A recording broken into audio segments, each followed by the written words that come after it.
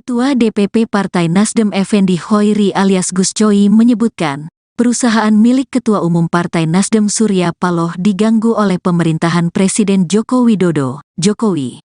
Gangguan itu diakuinya terjadi pasca Nasdem mengumumkan mengusung Anies Baswedan sebagai bakal calon presiden, baca pres. 2024. Gus Coy tidak tiba-tiba menyatakan itu.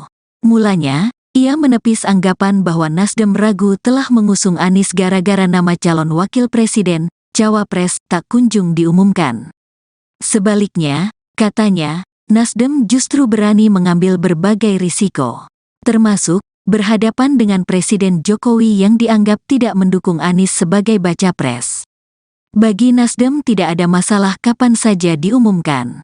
Dengan siapa saja terserah. Jadi kalau ada yang ragu dengan Nasdem, bagaimana Nasdem itu ragu? Nasdem itu yang mengumumkan, Anies, kata Gus Coy ditemui di Gedung Akademi Bela Negara, ABN, Partai Nasdem, Pancoran, Jakarta, Minggu, tanggal 27 Agustus tahun 2023. Risiko berhadapan dengan Jokowi. Risiko perusahaan Pak Surya Paloh diganggu pemerintahan sekarang, ungkap Gus Coy. Namun, Gus Coy tak memerinci lebih jauh terkait perusahaan Surya Paloh itu. Ia lantas mempertanyakan mengapa masih ada yang meragukan Anies bisa melanjutkan kepemimpinan Jokowi. Itu, mengada-ada. Mari kita berpikir yang waras. Kewarasan dalam politik itu penting, imbuh dia. Lebih jauh, Gus Coy juga meyakini Anies akan mengumumkan siapa cawapresnya dalam waktu yang tepat. Untuk itu, dia berharap semua pihak menunggu keputusan tersebut dengan tidak membuat gaduh lewat isu-isu politik. Sudah pasti tepat, sudah dihitung mana yang tepat. Kemudian siapa pendampingnya yang dirasa cocok itu sudah diserahkan ke Mas Anies. Imbauan bagi Nasdem sudah, katanya. Mereka nggak usah terus-menerus dikaitkan dengan Anies, tapi untuk Anies. Ya, bermasalah. Saya kira itu. Baik, lalu Bang tadi untuk deklarasi itu apakah ini pertama kalinya dari relawan Anies itu melakukan deklarasi atau ini deklarasi yang keberapa seperti itu? Atau ini yang ke-1000 kali atau 2000 kali gitu ya. Ini yang sekian kalinya. Jadi semakin banyak relawan, semakin banyak masyarakat yang kemudian mendedikasikan dirinya untuk menjadi relawan Mas Anies itu saya kira bagus. Dan ini salah satunya, jaga. Nanti ada lagi deklarasi, semakin banyak deklarasi seluruh wilayah Indonesia, makin bagus. Itu artinya partisipasi rakyat, partisipasi masyarakat untuk ikut terlibat pada Pilpres ini itu berarti makin banyak dan itu berarti makin bagus. Itu berarti rakyat makin memiliki kesadaran politik, memilih pemimpin itu ternyata penting karena itu menentukan masa depan mereka 5 tahun yang akan datang. Gus, tadi Bang Mardhani menyebutkan Nasdem soal cawapres pengennya agak lambat, Gus. Gimana Gus? Jadi untuk pengumuman cawapres itu udah selalu dikatakan cari momentum yang tepat. Tidak perlu ada desakan-desakan, tidak boleh ada yang bikin heboh. Tidak boleh ada yang nyerang sana sini secara internal koalisi ini. Semua harus lapang dada, legowo, ya, pikiran yang waras, semua menyerahkan sama calon presiden. Itu sudah disepakati. Sehingga di lingkungan partai ini, partai koalisi ini, semua harus menjaga diri, semoga harus mengendalikan diri. Ya, semoga harus sabar menunggu karena hitungan elit partai terutama Mas Anies itu kan pasti berpikir momen yang tepat dan siapa yang tepat kan sudah mereka itu orang-orang hebat semua, nggak usah diragukan ya. Nah oleh karena itu aparatur partai koalisi perubahan ini harus tidak bikin gaduh ya. Jadi Gus, mau tanya terkait dengan temuannya ICW Gus, kan ada belasan mantan terpidana korupsi yang juga mencalonkan dirinya sekarang dalam pileg nanti itu dari berbagai parpol. Tanggapan dari Nasdem sendiri seperti apa? Ya memang pertama secara legal formal pasti diperbolehkan, ya. Cuma secara moral, secara gini, kita ingin caleg-caleg itu memang punya jejak rekam yang bersih, yang baik, itu harapan. Tapi fakta di lapangan ternyata ya banyak juga caleg-caleg yang memang dulunya punya, ya itu mungkin masing-masing partainya punya kebijakan. Cuma kita harapkan ke depan dengan lahirnya generasi-generasi baru. Ini kan masa-masa antara lama dan baru. Periode ke depan saya kira kita harus sama-sama komit, sama-sama memiliki semangat yang sama bahwa calon-calon pemimpin ke depan harus bersih. Tidak ada problem hukum, tidak ada problem jejak yang buruk, sehingga Indonesia ini kemudian dipimpin oleh orang yang baik. Saya kira itu. Termasuk pemilihan presiden, Gus, harus bersih. Iyalah, idealnya kan memang begitu. Cuma kan tidak semua rakyat ternyata bisa diajak itu kan. Makanya bukan hanya rakyat, elitnya juga begitu kan. Jadi kepentingannya lebih menonjol kan. Kita ingin pemimpin yang bersih, tapi faktanya tidak bisa semua begitu. Tapi pendekatan di era demokrasi seperti itu, pendekatannya adalah siapa yang kepentingannya bisa ditaruh di situ, siapa yang ada kecocokan kepentingan, kan begitu kan yang terjadi kan. Siapa yang bisa ditumpangi kepentingan, siapa yang berselera dengan siapa, nah itu yang terjadi kan. Bukan soal bersih dari korupsi, kolusi, HAM, kemudian oligarki dan macam-macam kan. Itu tidak menjadi pertimbangan apa-apa, bahkan itu bisa menjadi alat mereka untuk memenangkan pertarungan yang ada sekarang. Itu sebetulnya adalah menjadi keprihatinan kita. Tapi karena kita belum bisa sesuatu yang ideal, maka kita mempersiapkan generasi baru yang akan datang. Pilpres yang akan datang, pileg-pileg yang akan datang, harus generasi-generasi baru Indonesia yang bersih, yang memiliki kompetensi, yang memiliki komitmen kepada bangsa dan negara. Ada dorongan kepada KPU juga untuk lebih terbuka terkait dengan rekam jejak para caleg sendiri dari Nasdem seperti apa? Saya kira sudah dibuka semua, dan itu kan bukan urusan KPU. KPU kan menerima dari partai-partai. Partailah yang merekrut caleg-caleg, dan semua yang direkrut pasti secara hukum diperbolehkan menurut hukum. Secara moral boleh jadi dipertanyakan karena punya rekam jejak, pernah korupsi dan segala macam, pernah masuk penjara dan segala macam. Tapi secara hukum mereka sudah selesai, gitu kan? Tidak dilarang oleh kan ada yang hak politiknya dicabut. Kalau dia daftar dan itu berarti politiknya sudah punya hak politik. Ya. Dari 12 nama yang disebar oleh CW ini kan 3 diantaranya dari Partai Nasdem sendiri gitu. Nah ini apakah memang ada kaitannya dengan memang belum tidak ada lagi? Siapa dari Nasdem siapa? Ada Abdullah Putih. Ada 3 nama. Abdullah Putih. Bentar aku sebutin lagi ya. Yang kedua saya juga orang itu. Tapi memang saya kan dari STK. STK itu kerjasama sama ITB. Ya pokoknya ada 3 ya. Ada 3. Nah pokoknya gimana Gus? Ya, jadi semuanya kita serahkan kepada rakyat. Jadi kalau sudah terekrut, apakah di Nasdem, apa di partai lain, karena pemilihan ini pileg itu suara terbanyak, dan bukan partai yang menentukan, maka kemudian kita serahkan pada rakyat. Terserah rakyat milih yang mana. Berarti memang rakyat harus melek terhadap masa lalu, gitu ya? Betul. Rakyat harus melek pada masa lalu. Rakyat harus memelototi jejak, rekam jejak setiap caleg, setiap calon presiden, setiap calon wakil presiden. Gus, mengenai kemarin di pembukaan MPR, Gus, Presiden Jokowi menyebutkan diri membantah cawe-cawe, Gus. Gimana tuh, Gus? Rakyat dianggap bodoh semua, disangkanya cawe-cawe disangka karena ada beberapa itu kan, Pak lurah ternyata apa itu, apa itu. Rakyat seolah-olah tidak ngerti, ya, seolah-olah tidak ngerti. Dia melempar itu urusan partai misalnya gitu.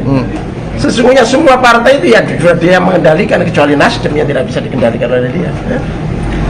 Gus, balik lagi terkait koalisi kan kemarin Anies bertemu dengan 3 elit partai satu. Nah ini ada kesepakatan sendiri nggak sih Gus terkait pertemuan ini, apakah nanti untuk berhenti karena kan masih gaduh, Nasdem pengen lama atau seperti apa nanti kesepakatannya dari pertemuan itu? Satu, komitmen kerjasama itu bulat. Nah itu nggak usah diragukan. Keimanannya mantap semua.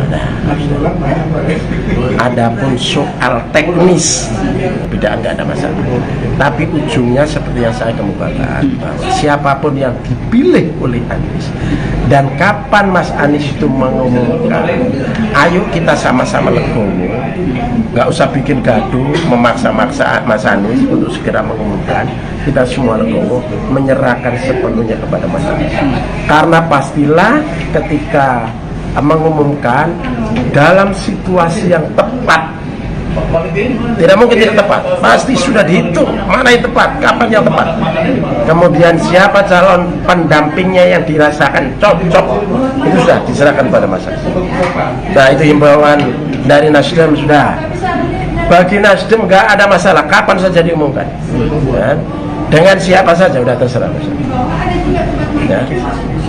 Jadi kalau ada ragu dengan Nasdem, bagaimana? Nasdem itu ragu.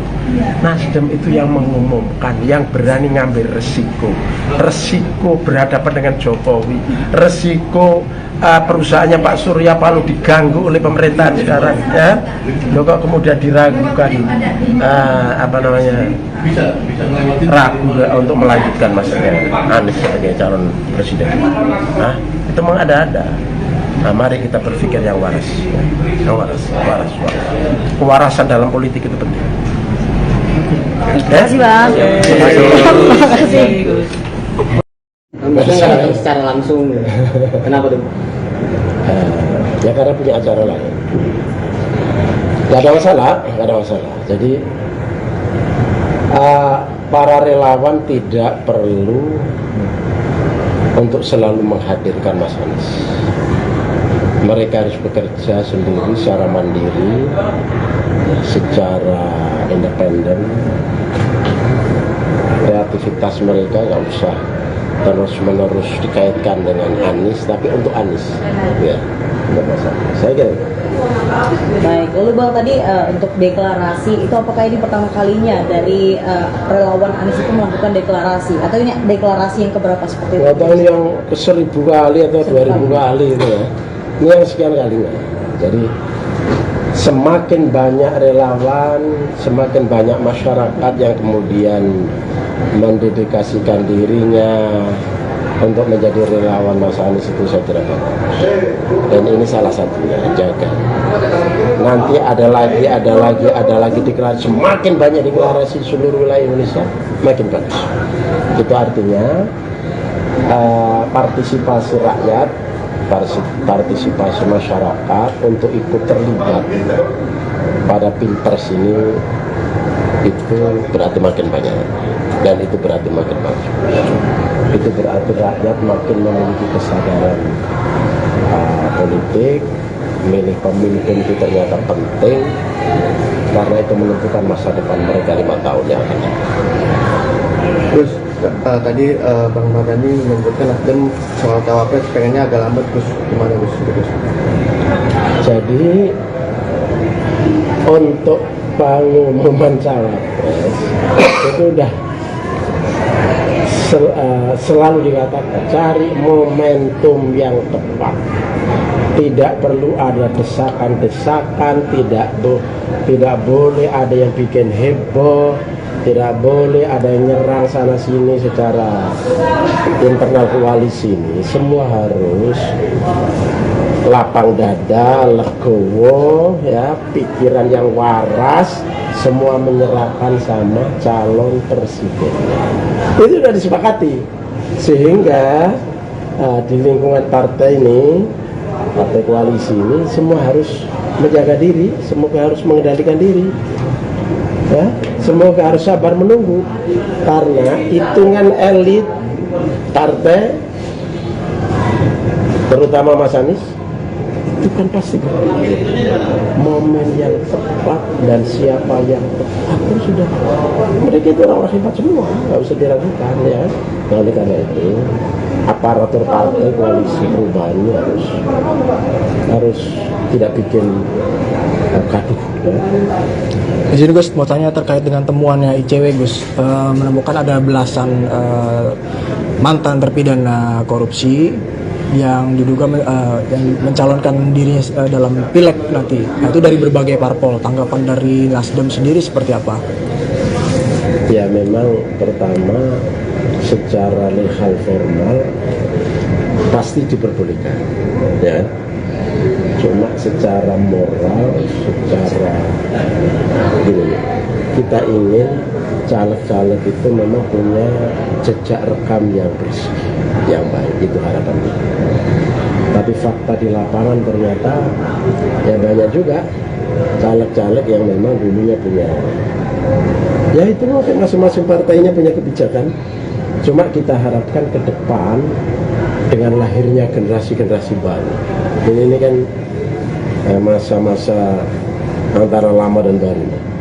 Periode ke depan saya kira kita harus sama-sama komit, sama-sama memiliki semangat yang sama bahwa calon-calon pemimpin ke depan harus bersih.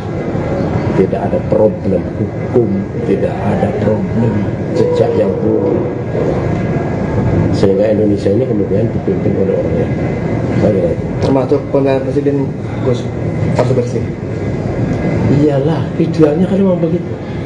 Cuma kan tidak semua rakyat ternyata bisa diajak itu kan. Makanya bukan hanya rakyat, elitnya juga begitu kan. Jadi kepentingannya lebih menonjol kan. Kita ingin pemimpin yang bersih, tapi faktanya tidak bisa semua begitu. Tapi pendekatan di era demokrasi seperti itu, pendekatannya adalah siapa yang kepentingannya bisa ditaruh di situ, siapa yang ada kecocokan kepentingan, kan begitu kan yang terjadi kan. Siapa yang bisa ditumpangi kepentingan, siapa yang berselera dengan siapa, nah itu yang terjadi kan. Bukan soal bersih dari korupsi, kolusi, HAM ya, kemudian oligarki dan macam-macam kan. Itu tidak menjadi pertimbangan apa-apa, bahkan itu bisa menjadi alat mereka untuk memenangkan pertarungan yang ada sekarang. Itu sebetulnya adalah menjadi keprihatinan kita. Tapi karena kita belum bisa sesuatu yang ideal, maka kita mempersiapkan generasi baru yang akan datang. Pilpres yang akan datang, pileg-pileg yang akan datang, harus generasi-generasi baru Indonesia yang bersih, yang memiliki kompetensi, yang memiliki komitmen kepada bangsa dan negara. Ada dorongan kepada KPU juga untuk lebih terbuka terkait dengan rekam jejak para caleg sendiri. Dari Nasdem seperti apa melihat? Saya kira sudah dibuka semua, dan itu kan bukan urusan KPU. KPU kan menerima dari partai-partai. Partai lah yang merekrut caleg-caleg, dan semua yang direkrut pasti secara hukum diperbolehkan menurut hukum. Secara moral boleh jadi dipertanyakan karena punya rekam jejak, pernah korupsi dan segala macam, pernah masuk penjara dan segala macam. Saya dari SK. SK kerjasamanya Ya pokoknya ada tiga. Nah, gimana Gus? Ya, jadi semuanya kita serah kepada rakyat. Jadi kalau sudah terekrut, apakah di Nasdem, apa di partai lain, karena pemilihan ini pileg itu suara terbanyak, betul, rakyat harus melek pada masa lalu, rakyat harus memelototi jejak, rekam jejak setiap caleg, setiap calon presiden, setiap calon wakil presiden. Gus, mengenai kemarin di pembukaan MPR Gus, Presiden Jokowi menyebutkan diri membantah cawe-cawe Gus, gimana tuh Gus? Malu ternyata apa itu ya, rakyat seolah-olah tidak ngerti, seolah-olah tidak ngerti. Yang melempar itu urusan partai misalnya itu. Sesungguhnya semua Lagi terkait koalisi kan kemarin Anies bertemu dengan 3 elit partai politik kan dari Kamis, Jumat dan Sabtu. Nah ini ada kesepakatan sendiri nggak sih Gus terkait pertemuan ini apakah nanti untuk berhenti? Karena kan masih gaduh Nasdem. satu komitmen kerjasama itu bulan. Nah, itu nggak usah kira. Adapun soal teknis kapan diumumkan dan siapa yang dijadikan itu nggak ada soal. Itu soal teknis, itu kalau ada perbedaan nggak ada masalah, tapi ujungnya seperti yang saya kemukakan, siapapun yang dipilih oleh Anies dan kapan Mas Anies itu mengumumkan, ayo kita sama-sama legowo, nggak usah bikin gaduh, memaksa-maksa masa itu mana yang tepat, kapan yang tepat, kemudian siapa calon pendampingnya yang dirasakan cocok, itu sudah diserahkan pada Mas Anies. Nah itu himbauan dari Nasdem. Gimana? Nasdem itu ragu. Nasdem itu yang mengumumkan, yang berani ngambil resiko berhadapan dengan Jokowi, resiko perusahaannya Pak Surya Paloh diganggu oleh pemerintahan sekarang. Ya? Kok kemudian diragukan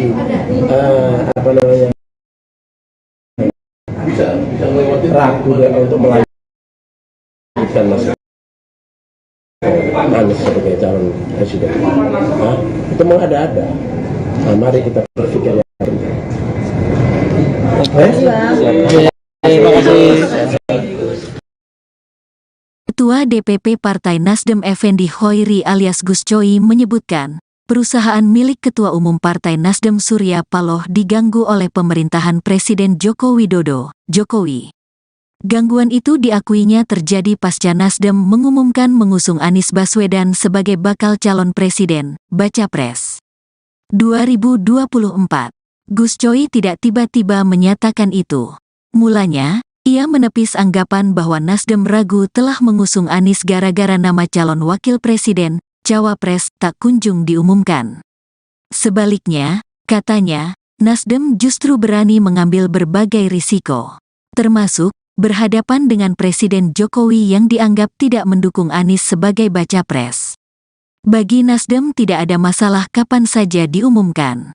Dengan siapa saja terserah. Jadi kalau ada yang ragu dengan Nasdem, bagaimana Nasdem itu ragu? Nasdem itu yang mengumumkan, Anies, kata Gus Coy ditemui di Gedung Akademi Bela Negara, ABN, Partai Nasdem, Pancoran, Jakarta. Minggu, tanggal 27 Agustus tahun 2023. Risiko berhadapan dengan Jokowi. Risiko perusahaan Pak Surya Paloh diganggu pemerintahan sekarang, ungkap Gus Coy. Namun, Gus Coy tak memerinci lebih jauh terkait perusahaan Surya Paloh itu. Ia lantas mempertanyakan mengapa masih ada yang meragukan Anies bisa melanjutkan kepemimpinan Jokowi. Itu, mengada-ada. Mari kita berpikir yang waras. Kewarasan dalam politik itu penting, imbuh dia. Lebih jauh, Gus Coy juga meyakini Anies akan mengumumkan siapa cawapresnya dalam waktu yang tepat. Untuk itu, dia berharap semua pihak menunggu keputusan tersebut dengan tidak membuat gaduh lewat isu-isu politik. Sudah pasti tepat, sudah dihitung mana yang tepat. Kemudian siapa pendampingnya yang dirasa cocok itu sudah diserahkan ke Mas Anies. Imbauan bagi Nasdem sudah, katanya. Mereka nggak usah terus-menerus dikaitkan dengan Anies, tapi untuk Anies. Ya, tidak masalah. Saya kira itu. Baik, lalu Bang tadi untuk deklarasi itu apakah ini pertama kalinya dari relawan Anies itu melakukan deklarasi atau ini deklarasi yang keberapa seperti itu? Atau ini yang 1000 kali atau 2000 kali gitu ya. Ini yang sekian kalinya. Jadi semakin banyak relawan, semakin banyak masyarakat yang kemudian mendedikasikan dirinya untuk menjadi relawan Mas Anies itu saya kira bagus. Dan ini salah satunya, jaga. Nanti ada lagi deklarasi, semakin banyak deklarasi seluruh wilayah Indonesia, makin bagus. Itu artinya partisipasi rakyat, partisipasi masyarakat untuk ikut terlibat pada pilpres ini itu berarti makin banyak, dan itu berarti makin bagus. Itu berarti rakyat makin memiliki kesadaran politik. Memilih pemimpin itu ternyata penting, karena itu menentukan masa depan mereka 5 tahun yang akan datang. Gus, tadi Bang Mardhani menyebutkan Nasdem soal cawapres pengennya agak lambat, Gus. Gimana Gus? Jadi untuk pengumuman cawapres itu udah selalu dikatakan cari momentum yang tepat. Tidak perlu ada desakan-desakan, tidak boleh ada yang bikin heboh, tidak boleh ada yang nyerang sana sini secara internal koalisi ini. Semua harus lapang dada, legowo, ya, pikiran yang waras, semua menyerahkan sama calon presidennya. Itu sudah disepakati, sehingga di lingkungan partai ini, partai koalisi ini, semua harus menjaga diri, semoga harus mengendalikan diri, ya, semoga harus sabar menunggu, karena hitungan elit partai, terutama Mas Anies, itu kan pasti berpikir momen yang tepat dan siapa yang tepat kan sudah, mereka itu orang-orang hebat semua, nggak bisa diragukan, ya. Nah, oleh karena itu aparatur partai koalisi perubahan ini harus tidak bikin gaduh, ya. Jadi Gus, mau tanya terkait dengan temuannya ICW, Gus, menemukan ada belasan mantan terpidana korupsi yang juga mencalonkan diri dalam pileg nanti, itu dari berbagai parpol. Tanggapan dari Nasdem sendiri seperti apa? Ya, memang pertama secara legal formal pasti diperbolehkan, ya. Cuma secara moral, secara gini, kita ingin caleg-caleg itu memang punya jejak rekam yang bersih, yang baik, itu harapan. Tapi fakta di lapangan ternyata ya banyak juga caleg-caleg yang memang dulunya punya, ya itu mungkin masing-masing partainya punya kebijakan. Cuma kita harapkan ke depan dengan lahirnya generasi-generasi baru, ini kan masa-masa antara lama dan baru. Periode ke depan saya kira kita harus sama-sama komit, sama-sama memiliki semangat yang sama, bahwa calon-calon pemimpin ke depan harus bersih, tidak ada problem hukum, tidak ada problem jejak yang buruk, sehingga Indonesia ini kemudian dipimpin oleh orang yang baik. Saya kira itu. Termasuk pemilihan presiden, Gus, harus bersih. Iyalah, idealnya kan memang begitu. Cuma kan tidak semua rakyat ternyata bisa diajak itu kan. Makanya bukan hanya rakyat, elitnya juga begitu kan. Jadi kepentingannya lebih menonjol kan. Kita ingin pemimpin yang bersih, tapi faktanya tidak bisa semua begitu. Tapi pendekatan di era demokrasi seperti itu, pendekatannya adalah siapa yang kepentingannya bisa ditaruh di situ, siapa yang ada kecocokan kepentingan, kan begitu kan yang terjadi kan. Siapa yang bisa ditumpangi kepentingan, siapa yang berselera dengan siapa, nah itu yang terjadi kan. Bukan soal bersih dari korupsi, kolusi, HAM, ya, kemudian oligarki dan macam-macam kan. Itu tidak menjadi pertimbangan apa-apa, bahkan itu bisa menjadi alat mereka untuk memenangkan pertarungan yang ada sekarang. Itu sebetulnya adalah menjadi keprihatinan kita. Tapi karena kita belum bisa sesuatu yang ideal, maka kita mempersiapkan generasi baru yang akan datang. Pilpres yang akan datang, pileg-pileg yang akan datang, harus generasi-generasi baru Indonesia yang bersih, yang memiliki kompetensi, yang memiliki komitmen kepada bangsa dan negara. Ada dorongan kepada KPU juga untuk lebih terbuka terkait dengan rekam jejak para caleg sendiri dari Nasdem seperti apa? Saya kira sudah dibuka semua, dan itu kan bukan urusan KPU. KPU kan menerima dari partai-partai. Partailah yang merekrut caleg-caleg, dan semua yang direkrut pasti secara hukum diperbolehkan menurut hukum. Secara moral boleh jadi dipertanyakan karena punya rekam jejak